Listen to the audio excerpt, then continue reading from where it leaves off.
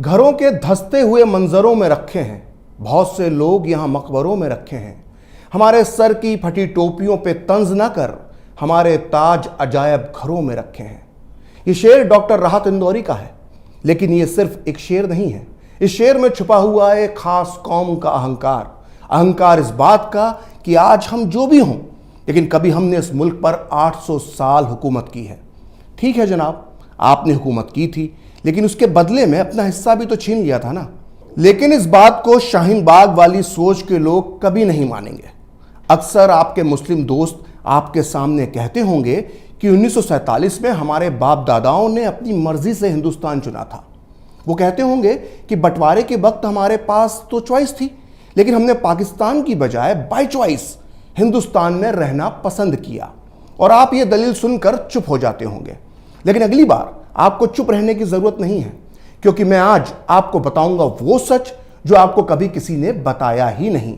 आज मैं आपको बताऊंगा कि जब देश को एक रखने का मौका आया था तो कैसे हिंदुस्तान के मुसलमानों ने डंके की चोट पर पाकिस्तान को मोहर लगाकर चुना। मैं आपको बताऊंगा कि कैसे हिंदुस्तान के मुसलमानों ने जिन्ना को पाकिस्तान का तोहफा देकर कराची विदा कर दिया और खुद यहां रह गए। आज बात सबूतों, तर्कों और तथ्यों पर होगी, किसी को कोई शको सुबह ना रहे। इसलिए पहले सुनिए एक आवाज। यह आवाज उस हस्ती की है जिसकी बदौलत इस धरती पर हिंदुस्तान का नक्शा कायम हुआ।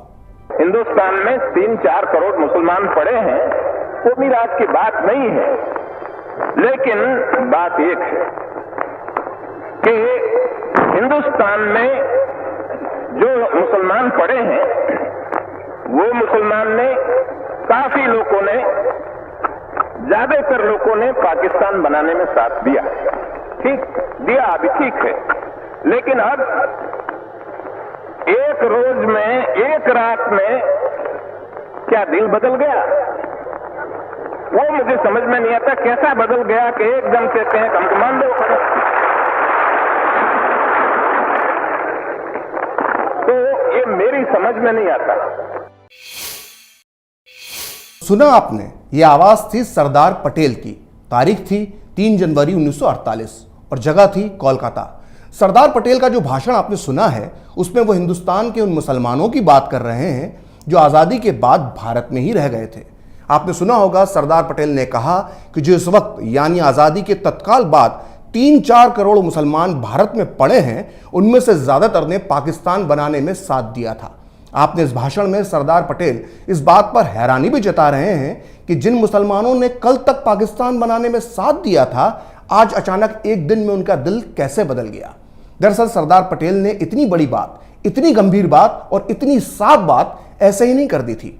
हकीकत में इतिहास का ये वो काला सच है जो आज तक आपसे छुपाया गया है, लेकिन आज सच सामने आएगा और आंकड़ों के साथ आएगा। आपने देश के कई चुनावी नतीजों का विश्लेषण पढ़ा और सुना होगा, कभी 77 का चुनाव, कभी 84 का चुनाव, तो कभी 2014, तो कभी 2019 का चुनाव। लेकिन आज मैं विश्लेषण करूंगा 1946 के चुनाव का। वो चुनाव जिसने दुनिया के नक्शे पर पाकिस्तान की नींव रखी, वो चुनाव जिसने जिन्ना के सपने को पूरा किया, और वो चुनाव जिसने 30 लाख मासूम जिंदगियों को मौत के घाट उतार दिया। 1945-46 का चुनाव जो आजादी के ठीक 1 साल पहले हुआ था, उसमें कांग्रेस और मुस्लिम लीग के बीच सीधा मुकाबला था। इन चुनावों में मुद्दा बिजली, सड़क, पानी नहीं था। मुद्दा सिर्फ एक था, अखंड भारत या फिर पाकिस्तान। ये चुनाव 2 तरह के थे, जैसा कि मैंने आपको अपने पिछले वीडियो में बताया था। एक थे केंद्रीय असेंबली के, जिसे आप लोकसभा कह सकते हैं, जिसमें 102 सीटें थीं, और दूसरे थे अलग अलग प्रांतीय असेंबलियों के, जिसे आप विधानसभा कह सकते हैं। इनमें सीटें थीं 1585। इन चुनावों की सबसे बड़ी खासियत यह थी मुस्लिम रिजर्व सीटें, यानी वो मुस्लिम बहुल इलाके जहां सिर्फ मुसलमान ही चुनाव लड़ सकते थे। ये मुस्लिम बहुल इलाके आज के पाकिस्तान में भी थे और आज के भारत में भी थे। हालांकि एकीकृत भारत में मुस्लिम आबादी 24% ही थी, लेकिन मुस्लिम लीग की जिद और कांग्रेस के सरेंडर करने की वजह से करीब 30% सीटें मुसलमानों के लिए आरक्षित कर दी गईं। यानी केंद्रीय असेंबली की 102 सीटों में से मुसलमानों के लिए आरक्षित की गई 30 सीटें, तो राज्यों की असेंबली की 1585 सीटों में से 492 सीटें मुसलमानों के लिए रिजर्व कर दी गई। 1946 के चुनाव में जिन्ना की मुस्लिम लीग ने नारा दिया, लड़के लेंगे पाकिस्तान, मर के लेंगे पाकिस्तान। तो इन हालात में अब होता है 1946 का चुनाव और आते हैं उसके नतीजे, और ये नतीजे बताते हैं कि किसके बाप दादाओं ने बनाया था पाकिस्तान। जैसा कि मैंने आपको अपने पिछले वीडियोस में बताया था कि केंद्रीय असेंबली की 30 मुस्लिम रिजर्व सीटों में से 30 की 30 पर जिन्ना की मुस्लिम लीग जीत जाती है। वहीं प्रांतीय असेंबलियों में आरक्षित 492 मुस्लिम सीटों में से 429 सीटें मुस्लिम लीग जीत गई। लेकिन बात यहीं खत्म नहीं होती। आपको लग रहा होगा कि इसमें हैरानी की बात क्या है, वो इलाके जो आज पाकिस्तान में हैं वहां मुस्लिम लीग जीत गई होगी। नहीं, ऐसा नहीं हुआ था। मुस्लिम लीग जीती थी उन शहरों, उन इलाकों में जो आज भारत का हिस्सा हैं। मुस्लिम लीग ने अपना झंडा गाड़ा था आज के उत्तर प्रदेश में, बिहार में, मध्य प्रदेश में, महाराष्ट्र में, यहां तक कि तमिलनाडु, केरल, आंध्र, कर्नाटक, असम और उड़ीसा में भी मुस्लिम लीग ने अपना परचम लहराया था। ये वो इलाके थे जो कभी पाकिस्तान का हिस्सा नहीं बनने वाले थे और ये बात वहां के मुस्लिम मतदाताओं को भी पता थी। फिर भी उन्होंने मुस्लिम लीग को वोट दिया। तो आइए अब आपको बताते हैं कि प्रांतीय असेंबलियों के चुनावों में किस राज्य में मुस्लिम लीग को कितनी सीटें मिली। संयुक्त प्रांत यानी आज का उत्तर प्रदेश, जहां की 66 मुस्लिम सीटों में से 54 पर मुस्लिम लीग जीती। बिहार की 40 मुस्लिम सीटों में से 34 सीट पर मुस्लिम लीग ने परचम लहराया। मध्य प्रांत यानी आज के मध्य प्रदेश की कुल 14 मुस्लिम सीटों में से 13 सीट पर मुस्लिम लीग ने विजय प्राप्त की। बॉम्बे स्टेट जो आज का महाराष्ट्र और गुजरात कहलाता है, उसकी 30 मुस्लिम सीटों में से 30 की 30 पर मुस्लिम लीग ने अपना झंडा लहराया। मद्रास प्रांत जिसमें आज का तमिलनाडु, केरल, आंध्र शामिल है, उसकी 28 में से 28 सीटों पर मुस्लिम लीग जीती। वहीं असम की 34 मुस्लिम सीटों में से 31, पंजाब प्रांत की 86 मुस्लिम सीटों में से 74, बंगाल की 119 मुस्लिम सीटों में से 113 और उड़ीसा की 4 मुस्लिम सीटों में से 4 पर मुस्लिम लीग चुनाव जीती। आइए बात करते हैं उन इलाकों की जो आज पाकिस्तान में है, वहां मुस्लिम लीग का क्या हश्र हुआ था। पाकिस्तान के NWFP यानी जिसे आज खैबर पख्तूनख्वा कहा जाता है, वहां कांग्रेस की सरकार बनी। पंजाब जिसका एक बड़ा हिस्सा पाकिस्तान चला गया, वहां मुस्लिम लीग सरकार तक नहीं बना पाई। वहां खिजर हयात की यूनियनिस्ट पार्टी और कांग्रेस की गठबंधन सरकार बनी। पाकिस्तान के सिंध में मुस्लिम लीग को बहुमत नहीं मिल पाया और उसे गठबंधन सरकार बनाने के लिए मजबूर होना पड़ा। वहीं बंगाल में जिसका एक बड़ा हिस्सा पूर्वी पाकिस्तान में चला गया, वहां भी मुस्लिम लीग को पूर्ण बहुमत नहीं मिल सका और उसको निर्दलियों के सहारे सरकार बनानी पड़ी। तो यह साफ हो गया कि 1945-46 के चुनावों में पाकिस्तानी इलाकों में मुस्लिम लीग को उतनी कामयाबी नहीं मिली जितनी हिंदुस्तानी हिस्सों में मिली थी। आपको जानकर आश्चर्य होगा कि खुद मुस्लिम लीग के नेता और पाकिस्तान के जनक मोहम्मद अली जिन्ना इन चुनावों में कराची, लाहौर, पेशावर या रावलपिंडी से नहीं बल्कि मुंबई की बायकुला सीट से चुनाव लड़े थे और भारी मतों से जीते थे। आज भी इस बायकुला और उसके आसपास के इलाकों में भारी तादाद में मुसलमान रहते हैं जिनके पुरखों ने कभी जिन्ना को वोट दिया था।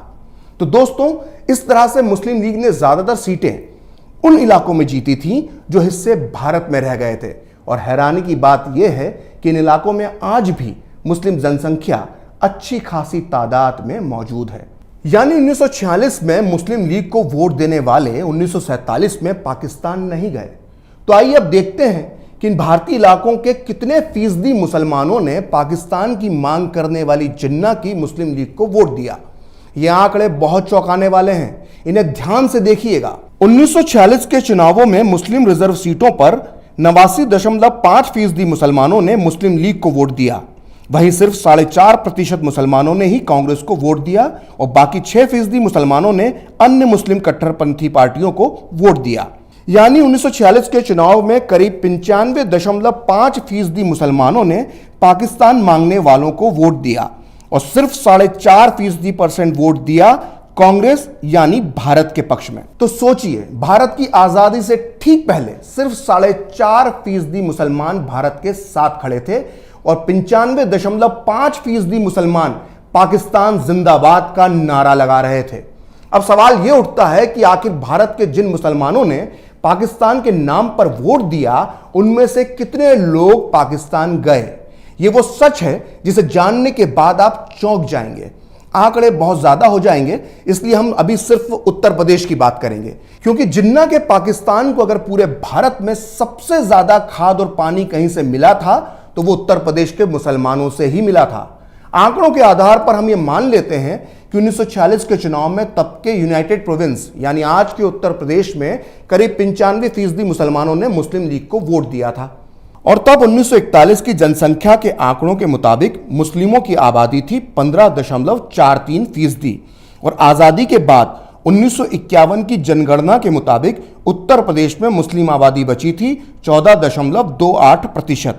यानी 1947 के बंटवारे के बाद उत्तर प्रदेश में मुस्लिम आबादी में 1.15% की ही कमी आई। यानी यूपी के करीब 95.5% मुसलमानों ने मुस्लिम लीग को वोट तो दिया, लेकिन उनमें से सिर्फ और सिर्फ 1.15% मुसलमान ही पाकिस्तान गए और बाकी के सारे यहीं रह गए। अब एक और आंकड़े पर गौर कीजिए। पाकिस्तान में भारत से जाकर बसने वाले मुसलमान यानी मुहाजिरों की संख्या करीब 2 करोड़ है और भारत में रहने वाले मुसलमानों की संख्या करीब 20 करोड़ है। अब सोचिए कि जब 1946 के चुनाव हुए थे तो 95% मुसलमानों ने पाकिस्तान के लिए वोट किया और फिर भी भारत में रहने वाले मुसलमानों की तादाद 20 करोड़ है। अपने डबल स्टैंडर्ड को छुपाने के लिए आज का मुसलमान यह तर्क देता है कि 1945-46 के चुनावों में मताधिकार यानी वोट डालने का अधिकार सिर्फ कुछ लोगों को था और इन कुछ ही लोगों ने पाकिस्तान को चुना। लेकिन भाईजान, आपको यह समझना चाहिए कि जब बीमार होने पर इंसान का ब्लड टेस्ट होता है तो सिर्फ 5 मिलीलीटर खून ही निकाला जाता है, पूरे शरीर का खून नहीं निकाला जाता और खून की इन्हीं चंद बूंदों से बीमारी का पता चल जाता है। जैसे 1945-46 के चुनावी वोट सैंपल से यह पता चल गया कि पाकिस्तान नाम की बीमारी किनकी रगों में दौड़ रही थी।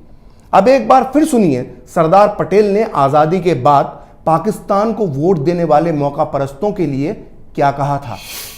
कि एक रोज में दिन सबका कैसा बदल गया। तो वो कहते हैं कि हम वफादार हैं, तो हमारी वफादारी में शंका क्यों की जाती है, आपको सस्पिशन क्यों आता है। तो हम कहते हैं भाई हमको क्यों पूछते हो, आपके दिल को पूछो, भीतर पूछो, हमको मत पूछो। वो हमको पूछने की बात नहीं है। लेकिन हमने एक बात कही कि आपने पाकिस्तान बनाया, आपको मुबारक, हमें उसमें कोई दखल देना नहीं चाहते। जब दांत गिर जाए, खट्टा हो जाए, तब गिर जाए, तब पीछे आओ, वहां तक हमें पीछे बुलाना है नहीं, हम बैठे ठीक है। कोई कहते हैं कि हम आखिर पाकिस्तान और हम एक हो जाए। मैं कहता हूं कि मेहरबानी करके ऐसी बात न करो, वो कैसे रहने दो। तो अगली बार कोई आपके सामने कहे कि हमारे बाप दादाओं ने अपनी इच्छा से हिंदुस्तान में रहने का फैसला किया था, तो उसको 1946 का चुनाव आंकड़ों के साथ बताइएगा। उसको मालूम पड़ जाएगा कि किसका कितना खून शामिल है यहां की मिट्टी में और किसके बाप ने मांगा था पाकिस्तान। 1946 में जिन्ना की मुस्लिम लीग को वोट देने वाले 1947 में पाकिस्तान क्यों नहीं गए, इस पर अगले वीडियो में जरूर बताऊंगा, क्योंकि भारतीय इतिहास में इससे दिलचस्प कहानी कोई और हो ही नहीं सकती। फिलहाल खरी बात प्रखर के साथ में इतना ही। नमस्कार। आप चाहें तो मुझसे जुड़ने के लिए मेरे फेसबुक पेज प्रखर श्री 78 को लाइक कर सकते हैं और अगर ट्विटर पर आप मुझसे जुड़ना चाहते हैं तो मेरा ट्विटर हैंडल है प्रखर श्री 78।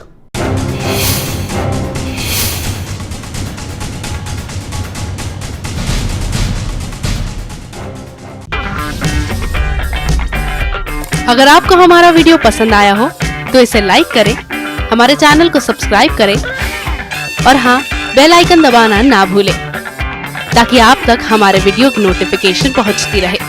आप अपना सुझाव हमें कमेंट बॉक्स में दे सकते हैं। हमारे साथ जुड़ने के लिए शुक्रिया।